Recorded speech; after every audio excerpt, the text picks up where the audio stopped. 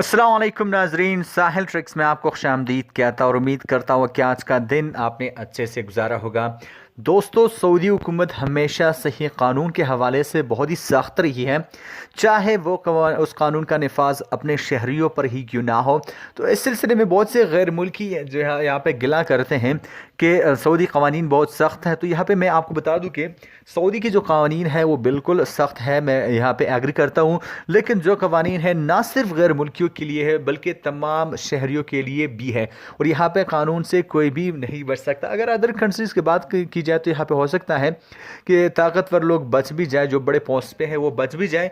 लेकिन सऊदी अरब की बात और है। यहाँ पे चाहे आप वली अहद के ओहदे पर क्यों ना हो, चाहे आप इंटेलिजेंस के सरबराही क्यों ना हो, जब कानून की बात आती है तो आपको भी उसके कानून का नफाज आप पे भी किया जाएगा और आपको भी जजा दी जाएगी, आपको भी सज़ा दी जाएगी।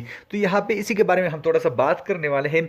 अशरकिया के हुकाम ने 5 हिंदुस्तानियों के कातिल 3 सऊदियों को अलकतीफ़ में सर कलम करके इबरत का निशाना जो है वो बना दिया है।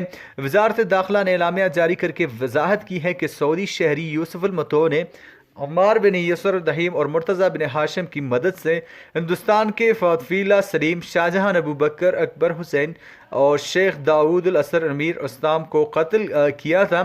अलमतू ने उन्हें जरी फार्म पर यहाँ पे रत जगह के लिए धोखे देकर से बुलाया था। उन्हें यहाँ पे बेहोश किया गया था, उनकी जो मशरूब थी उनमें कुछ मिलाया गया था। उन्हें बेहोश करने के बाद उनके हाथ यहाँ पे उन्हें बेहोश किया गया था, उनके हाथ पैर जो है वो बांध दिए गए थे, मुंह पर जो कुछ वगैरह था, और यहाँ पे उनको मारा गया। तो उनके पास जो कुछ भी मौजूद था, चाहे रकम हो, मोबाइल वगैरह, वो भी उनसे लिए गए थे। यहाँ पे काफ़ी उन पे जो है ज़्यादा तशद्दुद किया गया था। आखिरकार बहुत ज़्यादा तशद्दुद के बाद उन्हें एक गड्ढे में जो फेंका गया था और उन पर मिट्टी जो है डाल दी थी।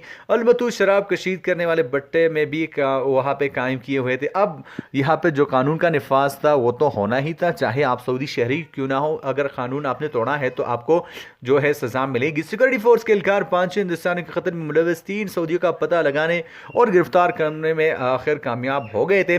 फौजदारी की अदालत में उन्हें पेश किया गया। अदालत ने तीनों पर इल्ज़ाम साबित होने पर उन्हें फसाद फिल अर्द की सज़ा जो है वो सुना दी। मकामी हुकाम ने पीर को कतीफ में सज़ा जो है वो नाफिज कर दी। उनको जो है सजाए मौत दी गई। अपील कोर्ट और फिर सुप्रीम कोर्ट ने भी सज़ा की तौसीक की थी। हालांकि उन्होंने अपील कोर्ट और यहाँ पे सुप्रीम कोर्ट में भी अपील की थी, लेकिन यहाँ पे जो सज़ा थी वो फसाद फिल अर्द की सज़ा वो बरकरार रही और बिल्कुल आखिर में उन्हें जो है इबरत का निशाना बनाया गया और यहाँ पे उनका जो है सर कलम किया गया।